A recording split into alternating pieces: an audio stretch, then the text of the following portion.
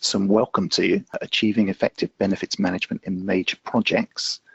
What we'd like you to do is take a look at that link that is on there, the bit.ly /APM benefits or bit.ly, and you'll find there's a lot more information that you can look at there. For those of you using social media, hashtag APM benefits, our address is at apmbenefits. And do please take a look at that link. It's about our Strengthen Your Knowledge campaign, bit.ly /APM benefits. Let's make a start on this webinar. Thanks very much for coming along. I'm Merv Wyeth, and I'm secretary to APM's Benefits Management Specific Interest Group, so the Benefits Management SIG. I'm a benefits management practitioner, and I'm very enthusiastic about the subject. The webinar is brought to you by APM Benefits Management SIG and the Infrastructure and Projects Authority, that's the IPA. Today's presentation is part of APM's Strengthen Your Knowledge campaign for effective benefits management, and we're going to learn about how to do this in the context of major projects. We're looking for your active involvement in this campaign, so we'd like you to follow that shortened link that I've mentioned a couple of times, bit.ly /APM benefits. And for those that use social media, hashtag APM benefits and Twitter address at apmbenefits. During this webinar, which will take no more than an hour, our speakers will take you through a presentation. So let's just have a quick look at the Strengthen Your Knowledge campaign. This campaign, it's a collaborative effort between the IPA and APM. And some 2 weeks ago, we published our Guide to Effective Benefits Management in Major Projects. And what I can tell you is it's already had over 1,400 downloads from this flyer, and you can get your copy again from the flyer by simply clicking on the link for download report. And then, of course, on this sheet, there's the information about the webinar. We had over 700 registrations. And even now the numbers are up over 250, so that is a fantastic turnout. By the way, it would be great if you could just pop a note in the questions box to tell us what your role is and whereabouts in the UK or elsewhere you're joining us from. And I'm going to introduce the two speakers in just a moment. Next slide tells you that we've got a webinar planned for the 30th of November, when we're going to be joined on that day by Mark Sutherland, that you can see here, along with Tony Sigel, also from the IPA. And they're going to talk about the Project Delivery Capability Framework and the Government Online Skills Tool. So that's PDCF and GHOST. And it's intended that these tools, along with the guidance, will help drive up standards for the project delivery function of major projects across the civil service and the wider project community. So those are really useful. We've got a picture there of Jonathan Norman, and Jonathan's written an article that appears on the APM community blog. We'd like you to read that and comment on it. And Jonathan comes from the Major Projects Association, the MPA, which shouldn't be confused with the IPA. Also on here, we've got the information about the APM Benefits Summit. That took place in June of this year, and Tony Meggs was our keynote speaker. What you can do is click through to that, and you'll find vast numbers of resources such as podcast, video, mind maps, inky thinking, interactive polling, write-ups, etc. So there's a lot of information that you can pick up from that, and that fits in with our whole ethos of event ROI. And finally, as part of this campaign, we'd like you to join us with APM Benefits Management SIG. So again, that flyer, that hashtag will take you to lots of really useful information. Okay, so our webinar today, it gives me great pleasure to be able to introduce our two speakers. First of all, Laura Geddes-Brock. Laura was formerly the Benefits and Saving Lead for the Infrastructure and Projects Authority. And prior to that, she developed a cross-government guide for effective benefits management in major projects. And we're going to hear all about that. Laura is now the head of rail benefits management within the Department for Transport, and she provides expert guidance on developing standards, capability, and portfolio benefits management for rail projects and programs.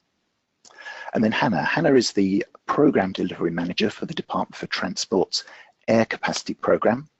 She leads on program planning, reporting, risks and benefits management.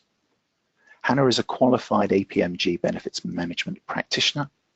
She previously worked as a senior benefits manager in DFT's Rail Corporate Centre, where she co-authored the Rail Benefits Management and the Rail Benefits Management and Evaluation Framework, and led on its implementation across the rail portfolio. She now chairs the department's Benefits Management Special Interest Group. So that's our two presenters today. What I'll now do is I'll switch over to them and they can introduce themselves. Thank you very much, Merv. So first of all, thank you to Merv and the APM for inviting Hannah and I to present this webinar. As outlined, this webinar is specifically focused on the challenges and good practice for embedding benefits management. As you outlined, the slides should take around 40 to 45 minutes to present. They do include some interactive set questions, and then hopefully there'll be time at the end for questions from attendees. Okay, so in this short webinar today, we will be covering why the Guide for Effective Benefits Management was developed by the IPA, the challenges of developing a guide on benefits management. We will provide an overview of what the guide contains, how it aligns with other government documents. We'll then be talking a little bit through tactical implementation. So how can organisations apply the guide and adopt a benefits-led approach? And then hopefully, if we have some time at the end, we will be happy to answer any questions. Okay then, so just to give you a bit of an overview of the Infrastructure and Projects Authority. The IPA sits at the heart of government and report jointly to the Cabinet Office and Her Majesty's Treasury. Core teams include experts in infrastructure, project delivery and project finance, who work with government departments as well as people within industry. The IPA leads the project delivery and project finance professions across government. What does that mean in practice? The IPA works with government and industry to ensure projects are delivered efficiently and effectively and to improve performance over time. They work on the overall project delivery system, which includes the projects, people and processes that together create the right environment for successful delivery. One of the key activities is measuring how well that system is performing so we can learn important lessons and continuously improve project performance over time. So from a project perspective, the IPA pay particular attention to the country's most complex and high-risk infrastructure and major projects. They support project successful delivery by working with government departments and industry. The focus on ensuring projects provide value for money for the taxpayer and deliver their intended benefits for society. The most complex and high-risk projects comprise the government's major project portfolio, otherwise known as the GMPP. From a people perspective, the IPA delivers the skills and capability of people who deliver infrastructure and major projects by leading the project delivery and finance professions across government, offering world-class leadership programs and by offering expertise in all aspects of project delivery and project finance. And finally, from a process perspective, that means setting the processes, standards and tools that are required for government and industry to deliver infrastructure and major projects successfully. The IPA consider the whole project lifecycle, from policy formation, project initiation, project financing, all the way through to project execution and delivery into operations. The IPA provides independent assurance throughout the life cycle as well. Now we'll go into why develop a guide for effective benefits management. So benefits management has been acknowledged as an area of weakness across government by bodies such as the National Audit Office and the Public Accounts Committee. For example, at a hearing last year, the Public Accounts Committee said the Infrastructure and Projects Authority need to push departments to state project benefits clearly and to establish appropriate data systems to measure them.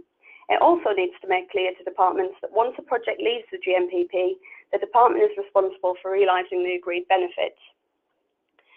Typically, departments are strong at the early stages of benefits management and they often identify, quantify and appraise benefits, but progress tends to drop off following the planning phase and once delivery begins, leading to very few departments actually undertaking benefits realisation reporting.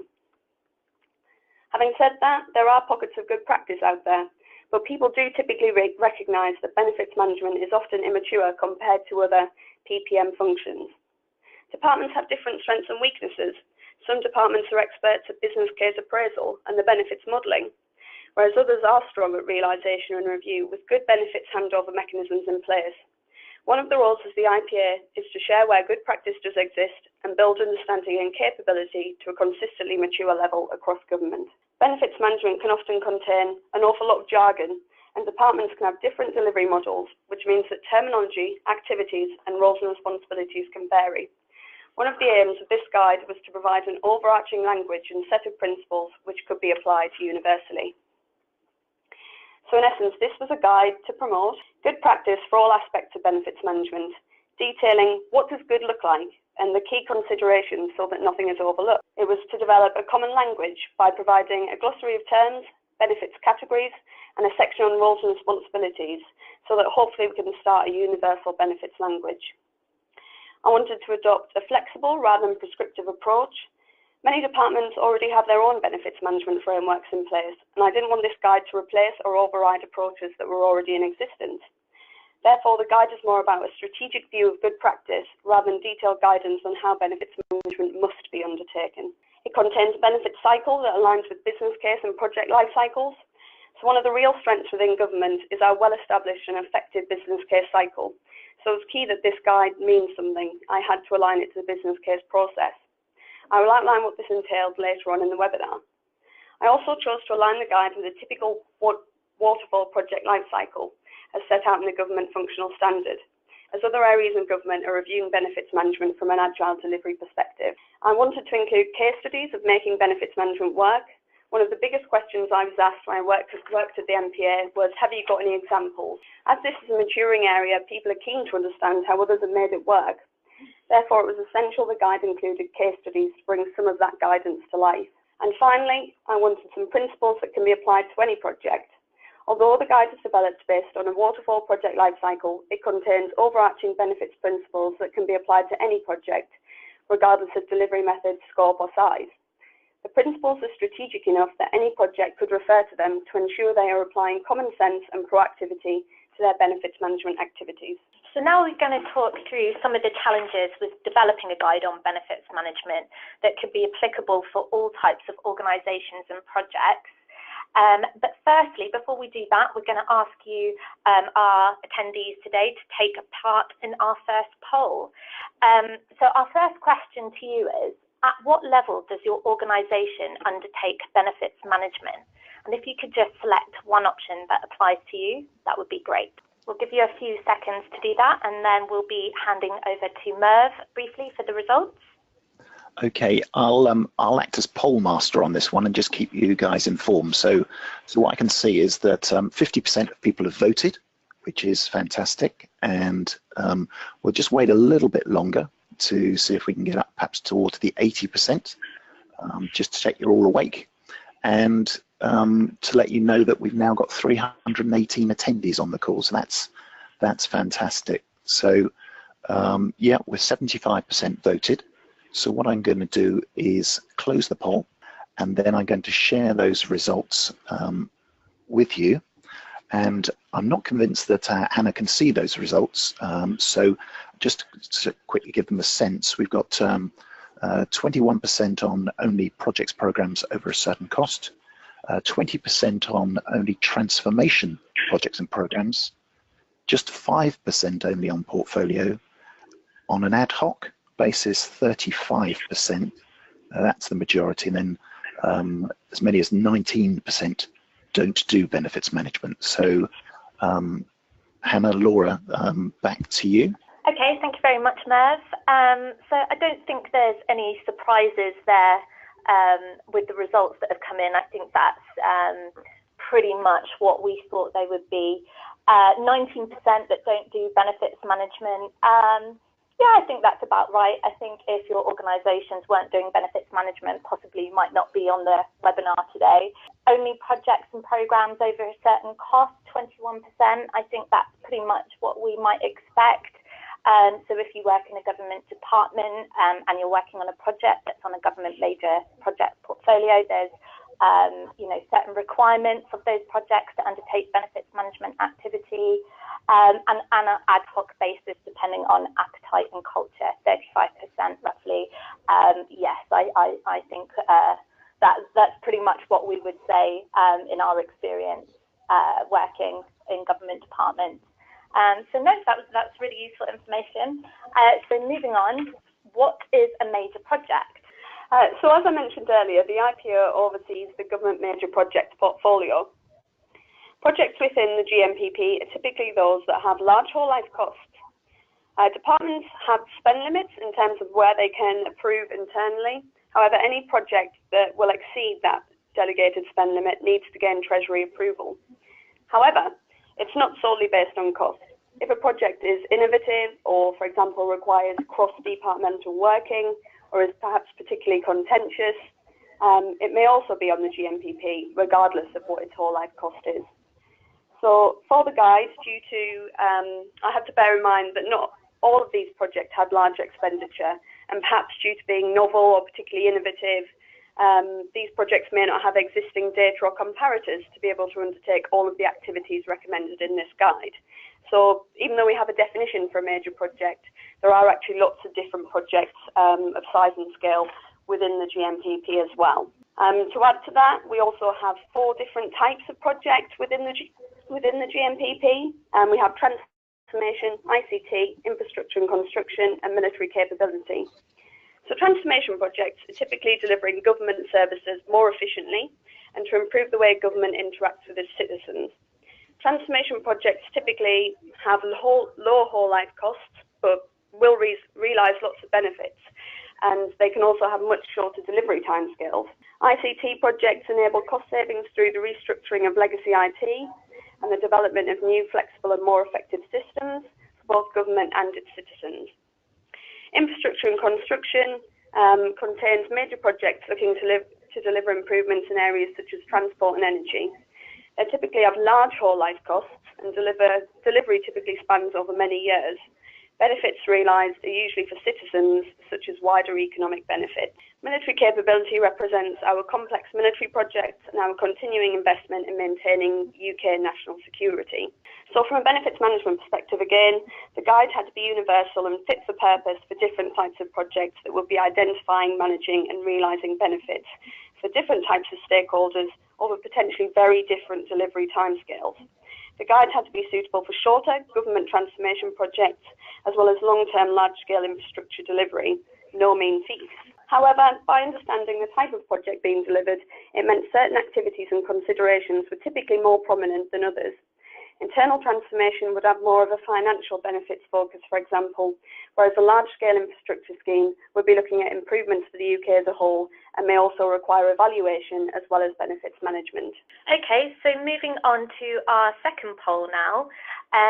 So if you would like to answer for us, do you group benefits into different categories or types? And that can be, for example, financial, non-financial, qualitative, etc. So I'm going to hand over to Merv again, who will run the poll and then give us the results. Okay, so here we go. 4 options this time. You can read them for yourself. And here you can just select one. We've got another poll coming out later where I think you can put multiple options in. Did get a little bit of feedback about the last poll. So thank you for that. Thank you for completing that. We've got 70, coming up for 75% of you voted already, which is great.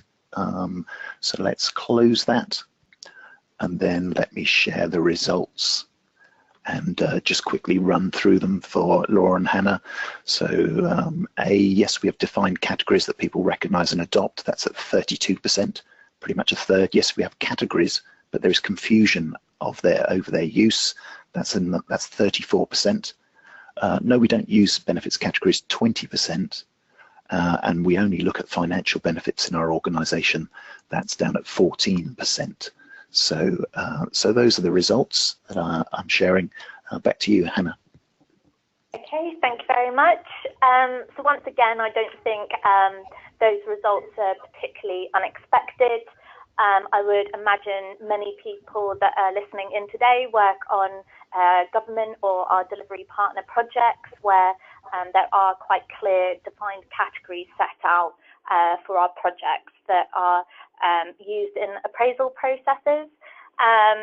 14% are only looking at financial benefits in our organisation. I'm quite pleased to see that that's quite low, because I think that financial or targeting financial benefits shouldn't be the only objective of an organisation. There's lots of sort of wider strategic things that we can look at that are just as important as finance.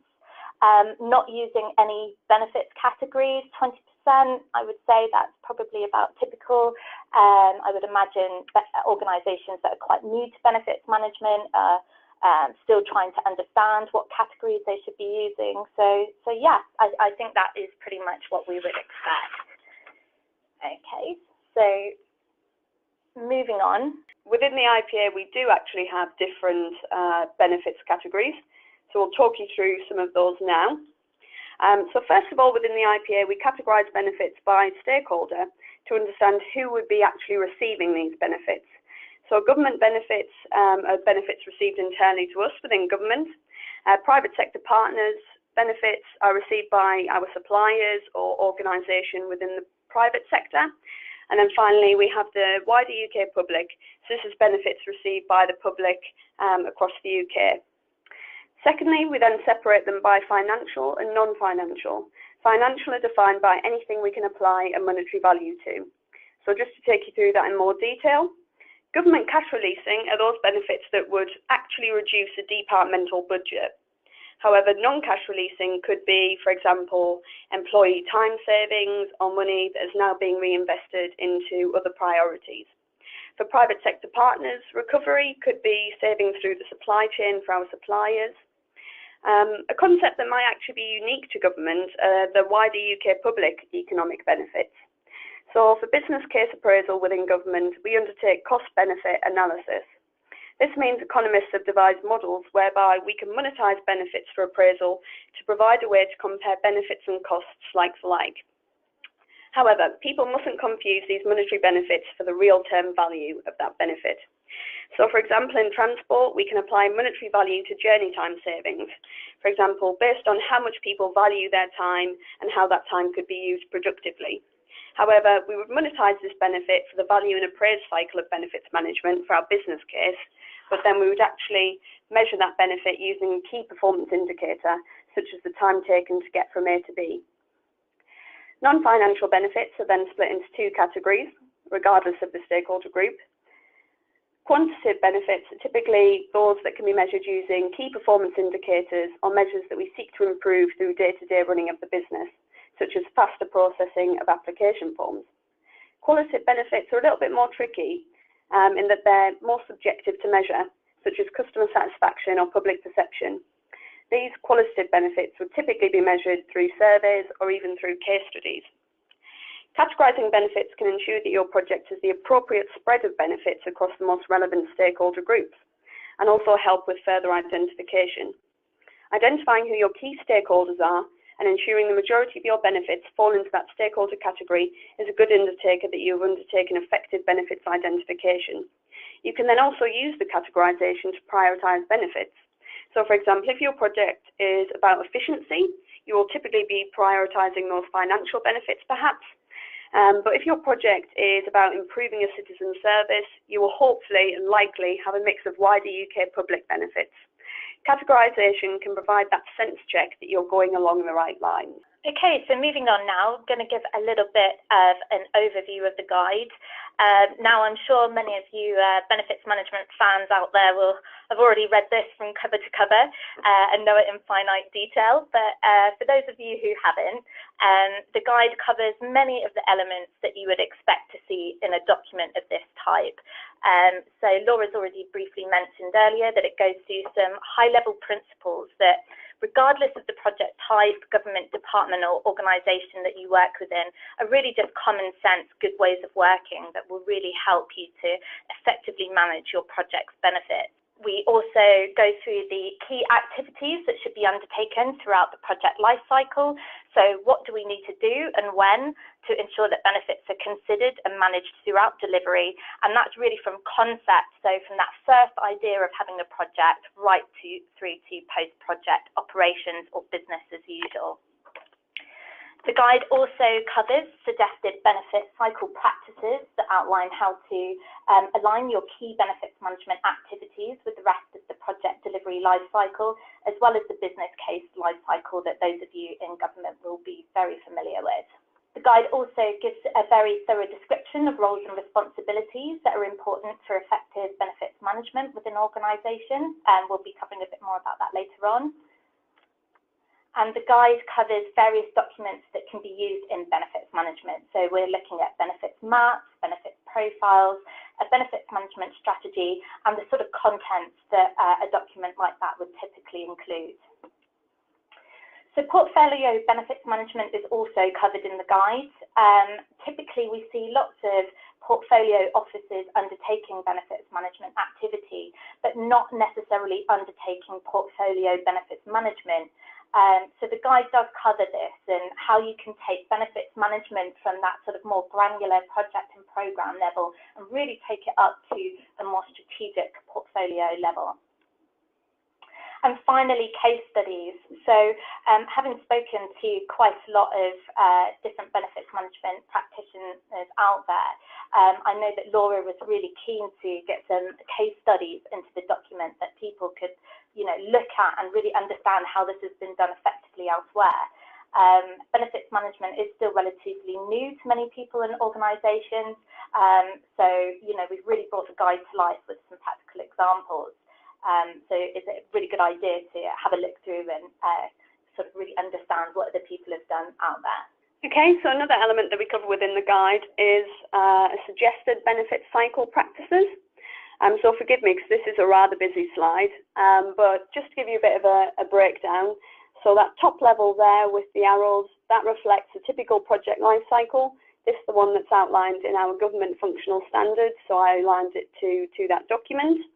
And secondly, we then have the benefit cycle practices, so those are the little rectangular boxes. And then finally, we have the key activities and the key projects that we would expect to be developed and delivered during each of those different practices. So I'll just pull out a few key observations or things that might be unique within this life cycle compared to others.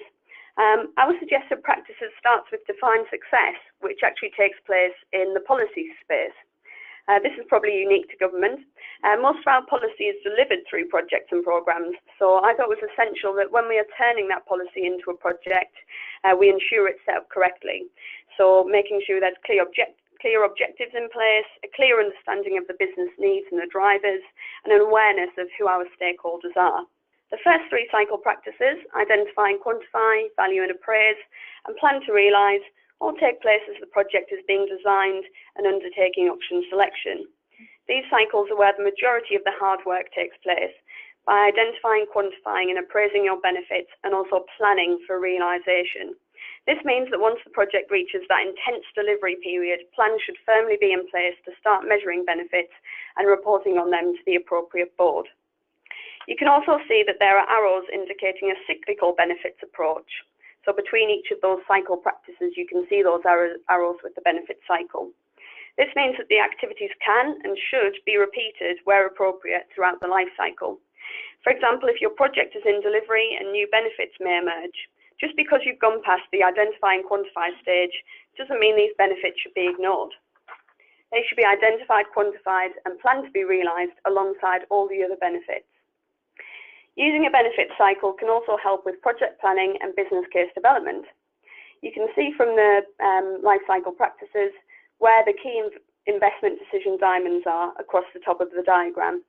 These indicate the business case approval points. By undertaking the relevant benefits activities in line with these decision points, you can have assurance that your business case not only reflects the appropriate level of benefits analysis and management required for that point in time.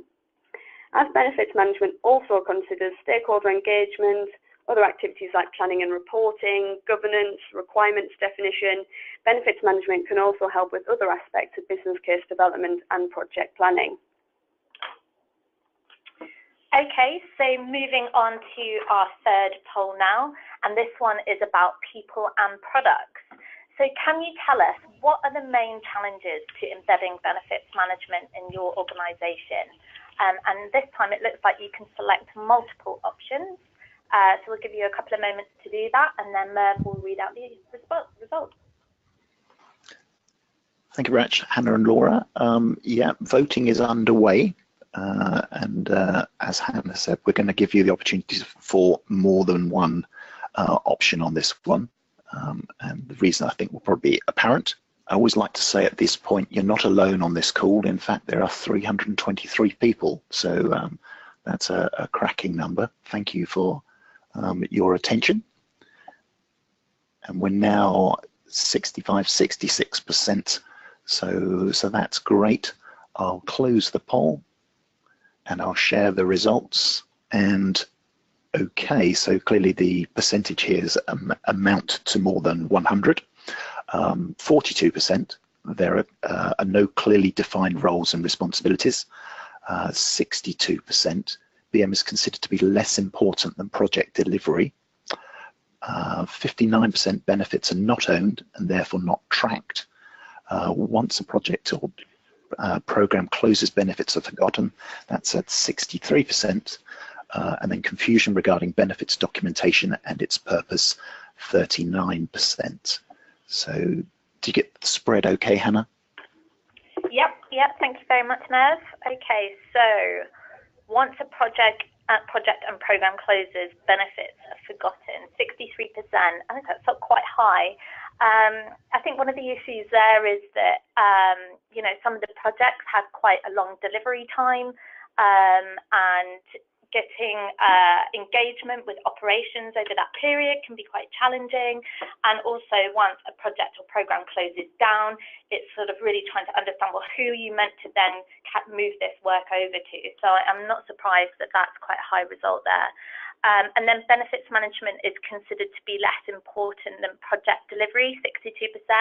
Again, not very unsurprising.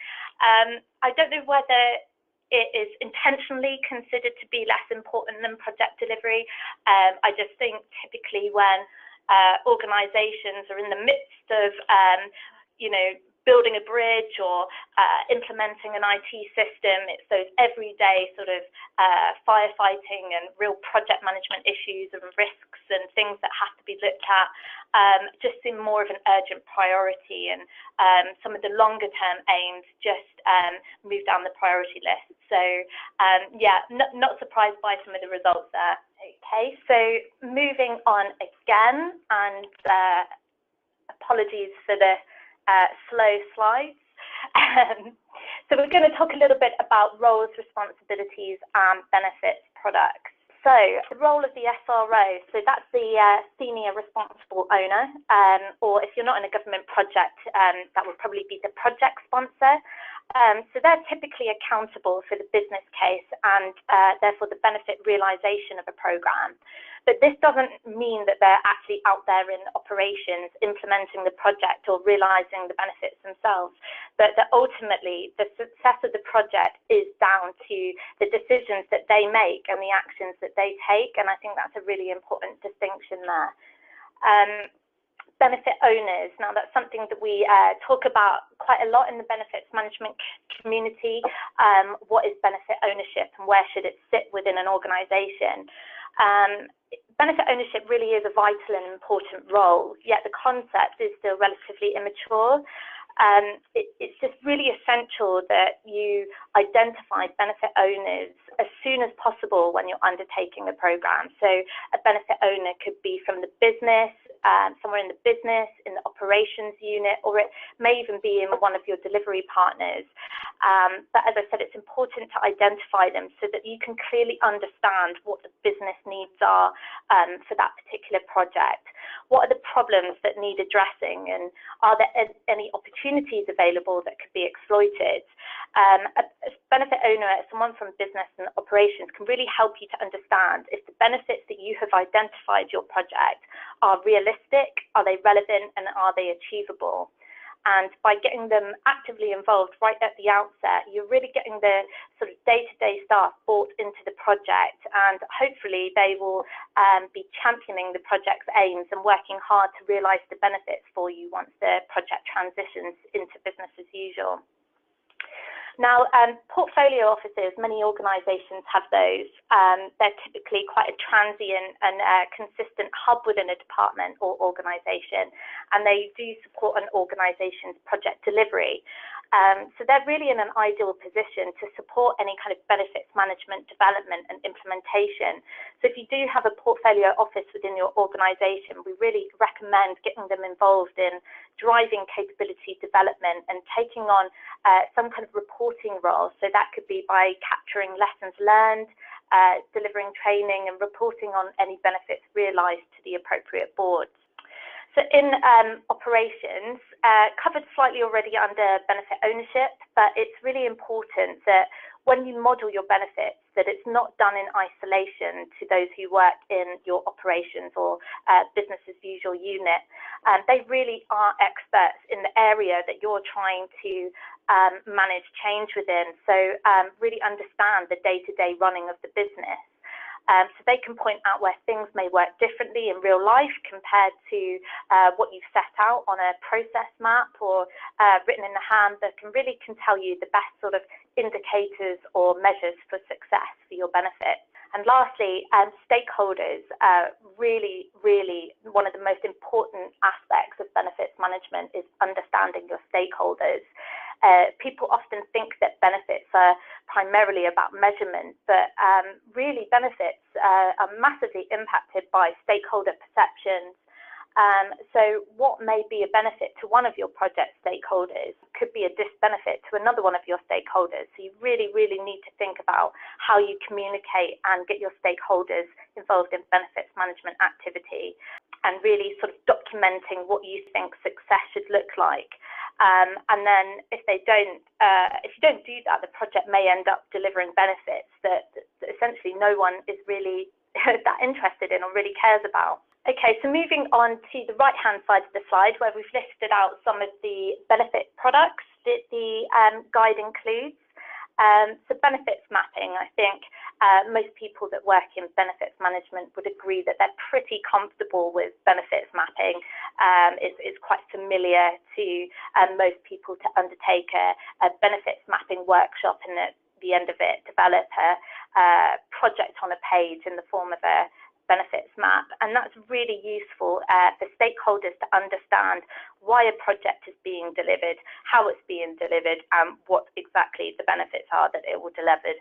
And just remember that the process of developing that map, really getting people into the room and having those conversations about what is a priority for that organisation, can be just as useful as the product at the end itself. And then benefits management strategies and plans. So there are two different types of documents which are discussed in the guide. But just briefly, the strategy, that tends to outline the overall approach that an organisation is taking for benefits management.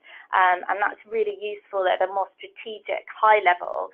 But when you come to working on a project itself, this is really where you want to focus your efforts on a benefits management plan. So this is really the logistics of how you're going to be undertaking benefits management activities throughout the project lifecycle. And then moving on to benefit profiles. So as it says on the slide, the devil is in the detail. So this is really where you get down to the crux of what is involved in realising the benefits of your programmes.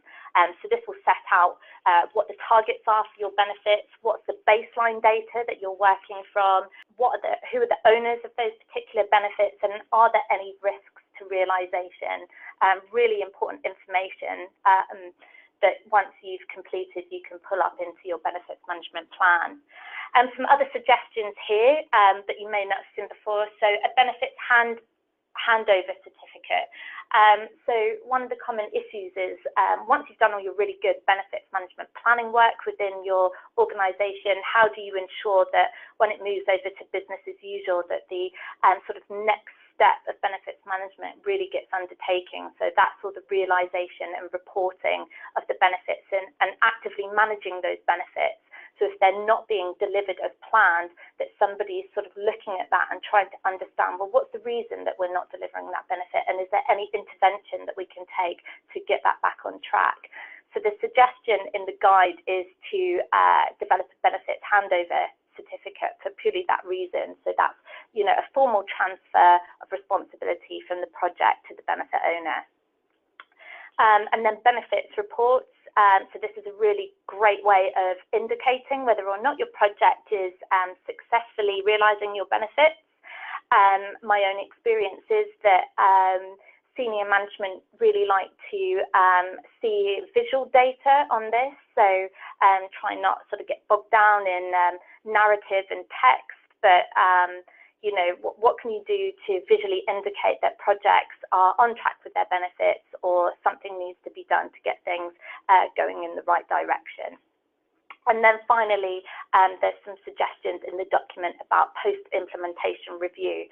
So how well have we done on implementing our benefits? Of course, the review should be undertaken throughout project delivery and the benefits life cycle, that sort of at the end, this is a really good way to sort of look at lessons learned and understand what did we do well and what can we do better next time. So now I'll just talk you through alignment with other key government documents. So first of all, there were 4 big documents that I had to consider when developing this guidance.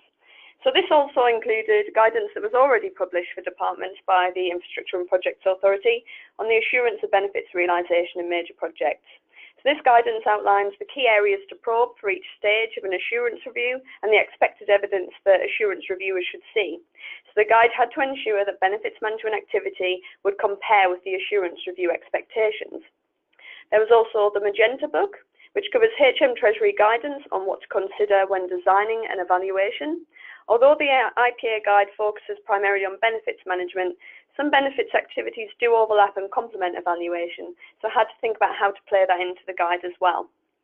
From a project, programme and portfolio perspective, the guide uses the government functional standard to align benefit cycle practices to the suggested project and programme life cycle that they support. And finally, the government project delivery profession has recently published the Project Delivery Capability Framework, which is a topic for another APM webinar later in this month, I think. When the PDCF was published, people were delighted to see there included career pathways, competencies and development opportunities for those working in benefits management, and it felt like a big hooray and championing that benefits management was a core part of PPM delivery. So I've alluded to the fact that we have a really strong business case life cycle within government, so I just thought I'd say a little bit more about how benefits aligns with that business case life cycle, and for those who might not be familiar with it, talk you through sort of the business case concept. So the methodology is outlined in the Green Book, which is available on gov.uk. So the business case within government contains a 5-case model, and each case outlines a key question the project has to answer and evidence. Benefits are included in all cases, but with particular focus in certain cases over others. So for example, the strategic case asks, what is the case for change? Why do we need to intervene, and why do we need to intervene now? So benefits come into this argument within the narrative in terms of describing those potential benefits we could realise, as well as the wider benefits and how they align to the project's objectives, as well as any departmental or strategic objectives as well. The economic case asks, is it value for money? So this case is about ensuring we have selected the best value option for the UK public for the funds available. So from a benefits perspective, this is where we undertake all of that detailed cost-benefit analysis by comparing all of the financial benefits to the costs for our short list of options. However, non-financial benefits can also be compared using other tools and techniques such as multi-criteria analysis. The financial case asks if it's affordable and looks solely at any cash releasing benefits to government compared to the budget available to see if the project is financially viable. The commercial case asks if the solution is attractive to the market. Are there suppliers out there who would want to deliver this for us? And this is probably at the moment, I think, the case where benefits features least. However, I think there's lots of potential in there where we should be incentivising our suppliers wherever possible to ensure the solution provided delivers the benefits and closely linking benefits to our requirements. Within the commercial case, we should also ensure that any solution or contracts provide the relevant management information needed to report on benefits realisation. Finally, we look at the management case, which asks, is the project deliverable? So, it's all well and good if we have a good value for money option that has a solid case for change, but what if we can't deliver it? This is where projects should detail their project plan, their risk management approach, governance arrangements, and they should also include their benefits management strategy and plan here as well to show how they're actually going to manage those benefits that have been outlined in the economic and strategic case. So how do those different cases mature along with the life cycle? So within government, the business case is developed at 3 different stages. We've got the strategic outline case, which is approved at the feasibility stage. As the name suggests, the strategic outline case focuses on demonstrating the case for change through the strategic case, long listing to a short list of options in the economic case, and outlining what is currently known about funding for the preferred way forward. By outline business case, all cases are at a comparable stage of maturity due to going through the appraise and select stage. Within the OBC, we have undertaken detailed cost-benefit analysis and have selected our preferred option. Therefore, we should also know an awful lot more about the commercial, financial and management arrangements as well. By full business case, which is approved just before delivery starts, there should be as few unknowns as possible and all cases should be fully matured. Therefore, it was key that any benefits management guidance fit within the business case life cycle to ensure activities were proportionate with where the project was in the investment decision cycle. So now we're going to go through the practical implementation and give you some tips on how to apply the guide and adopting a benefits-led approach within your organisation. Applying the guide in your organisation, well, first I think it's really important to recognise proportionality has a really big part to play here. How can you scale your benefits activities and product development to suit different projects and programs? I think, you know, the guide that we're talking about today really sets out the full detail of what is possible on different types of major projects when it comes to benefits management. But obviously it's really important to understand what is the value of your project and how much will it cost to actually implement some of this benefits management activity. If the cost of putting in place certain benefits management processes and measurements is more than the value of the benefits to your organisation, you need to think really carefully about, you know, what level you want to set your benefits management processes. Resource, another really important one. The biggest challenge with making benefits management effective is having the sufficient resource dedicated to it to do so. And I know this is something that quite a few of you have experienced out there. If done correctly, benefits management does really take quite a bit of time and requires lots of input and engagement. So it's really important to have those open conversations with your senior management and understand what is realistic for your project with the resources that you have available. Alignment with other activities. So another really important thing, what other project management activities are really established in your organisation, and can you piggyback your new benefits management activities off of those?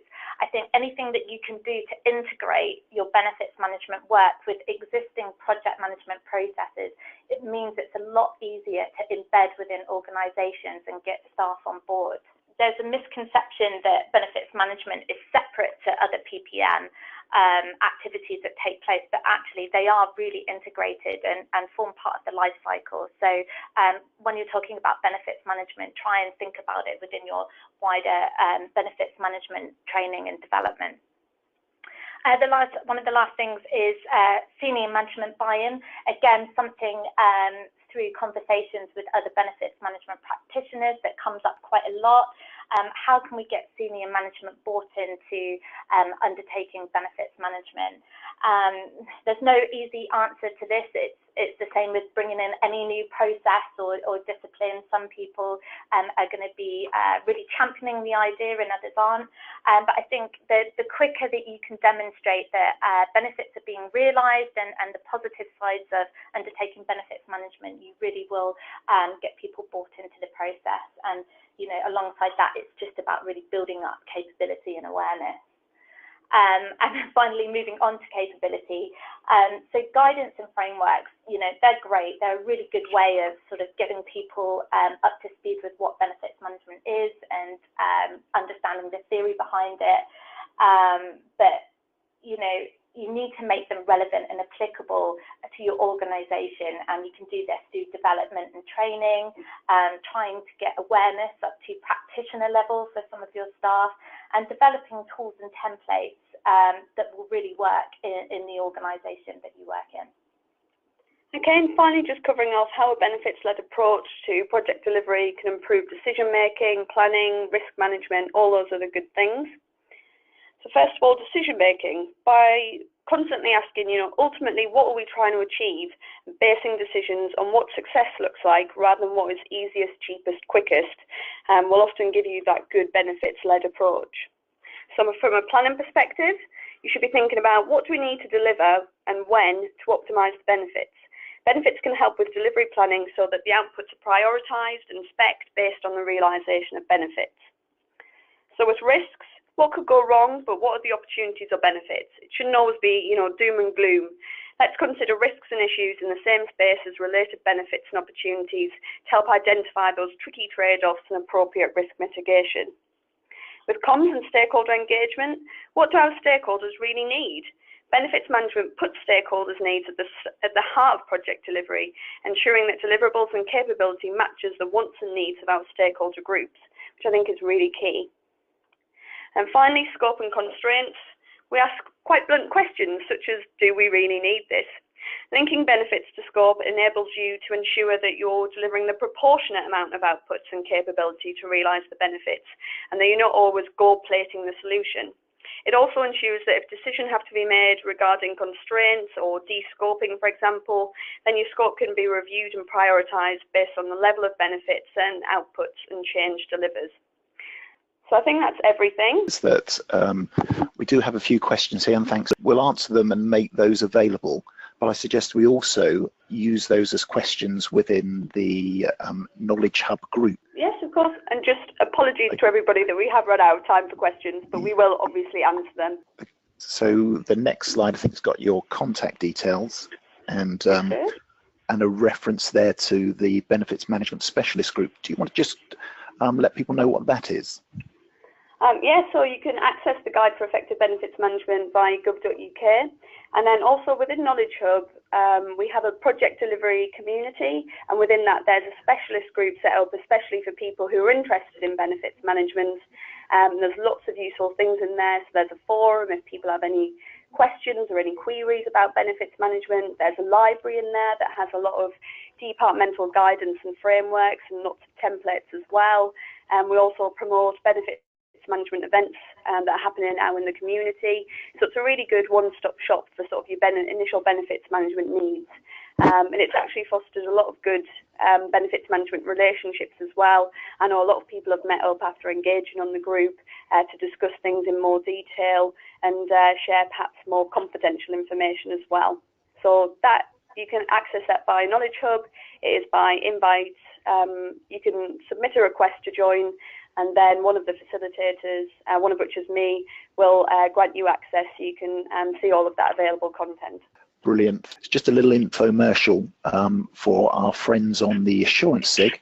They're organising a London-based conference. What could Project Assurance do for you? That's Thursday the 23rd.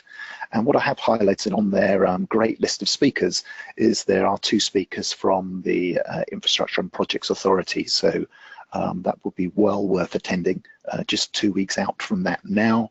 And then perhaps the final slide to close really brings you back to where we are in terms of our Strengthen Your Knowledge campaign. And it's heralding the next webinar in this series on the 30th of November there about the Project Delivery Capability Framework and GHOST. And just remember, there's the link, bit.ly/APM benefits, and then you can get to all this information. Thank you to yourselves, Laura and Hannah, and that's us just about to time. So thank you very much, everyone. Thank you.